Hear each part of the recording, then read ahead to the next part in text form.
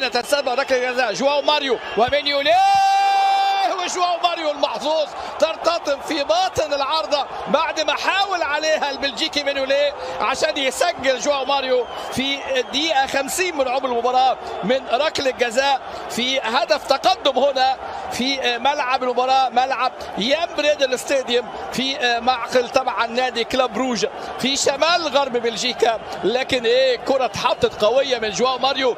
ديفيد نيرس خطف الثاني نيرس الغلطه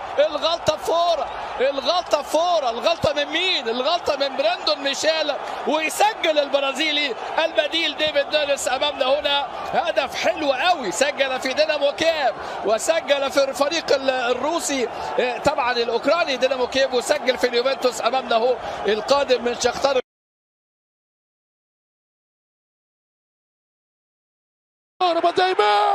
يراوغ جول جول جول.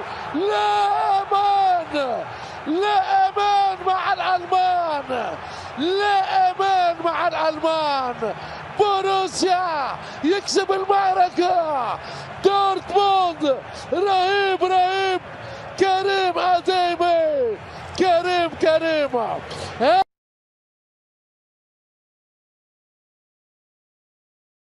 انطلاقة حاضرة تأتي من ماركو أسينسيو. جول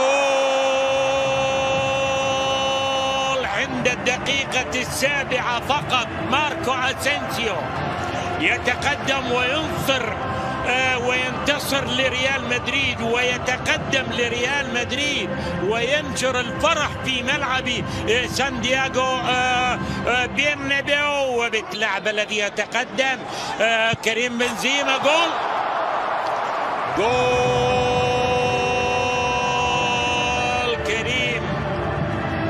كريم يسجل الجول الثاني لمصلحة ريال مدريد. الهدف الثاني من ركلة جزاء لكريم بنزيما، وبالتالي يصل إلى هدف رقم 10 ويصل إلى الهدف رقم 5 عندما يلاقي إلجي. هو يمكن يغير الزاوية، غير الزاوية كريم بنزيما وسجل الهدف الثالث لمصلحة ريال مدريد، الهدف الشخصي الثاني له في هذه المباراة. ومن ركلة الجزاء الثانية يتقدم ريال مدريد ب3 أهداف مقابل لا شيء فقط في الشوط الأول. جماهير الريال سعيدة طبعا. والتسديد تأتي من الله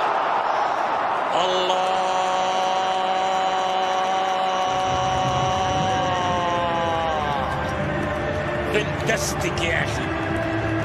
شوف 37 سنة، شوف وين أسكن الكرة، وشوف كورتوا يتابع، فينيسيوس جونيور يتابع، أنشيلوتي يتابع، كرة القدم الجميلة الكل يتابع.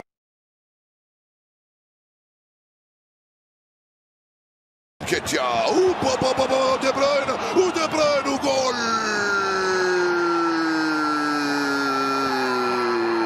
يا له من خطأ من المدافع تومياسو الذي يمرر لكيفن دي بروين على طبق يمنح هدية ثمينة، هدية لا ترفض، هدية لا تعطى، نعم، ولكنها لا ترفض عندما تمنح بهكذا شكل من تومياسو لكيفن دي بروين الذي خرج وضرب الكرة بيسرى بشكل رائع. رابسون ساكا يضيع، ساكا جول. بروعة من أين؟ قال له نفذها نعم على يمين ادرسون، وسجل هدف التعديل لارسنال. بوكايو ساكا يلتحق بأوديغارد في ترتيب الهدافين ويسجل 8 أهدافه ويعدل النتيجة لارسنال. هكذا قال هذا المناصر. 1-1 صارت النتيجة الآن.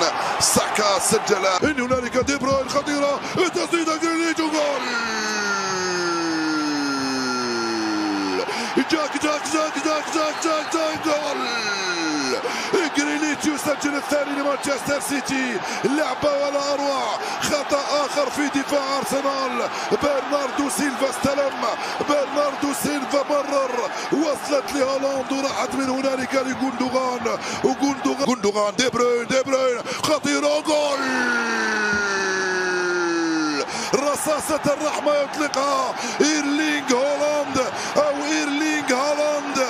المهم أن هذا المجنون هو الذي سجل ثالث أهداف مانشستر سيتي، هدفه السادس والعشرين هذا الموسم في الدوري، هدفه الثاني والثلاثين هذا الموسم في جميع المسابقات. هالاند السيتي يتمكن من تسجيل.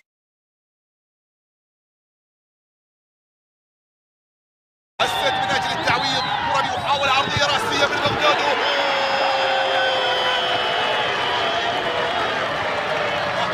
لو انحنى في الأولى لن يفعل في الثانية. السد من أجل التشبث بالآمال ومن أجل العودة إلى المركز الثالث وإحياء آمال المنافس. سيبدأ براسية تبحث عن يا سلام محاولة لا التعديل يأتي بأقدام علاء، والسحر ما بين أقدام إبراهيمي، يسجل أحمد علاء وبمرمر تقدم ركلة جزاء لا زالت مستمرة. بغداد من جديد يضرب الجزائري ويسجل هدف التقدم ويعطي السد المقدمة مرة أخرى، لكن كل العمل من علي السد تألق مرة في العارضة، لا زالت مستمرة وقائمة، ملعوبة خطيرة.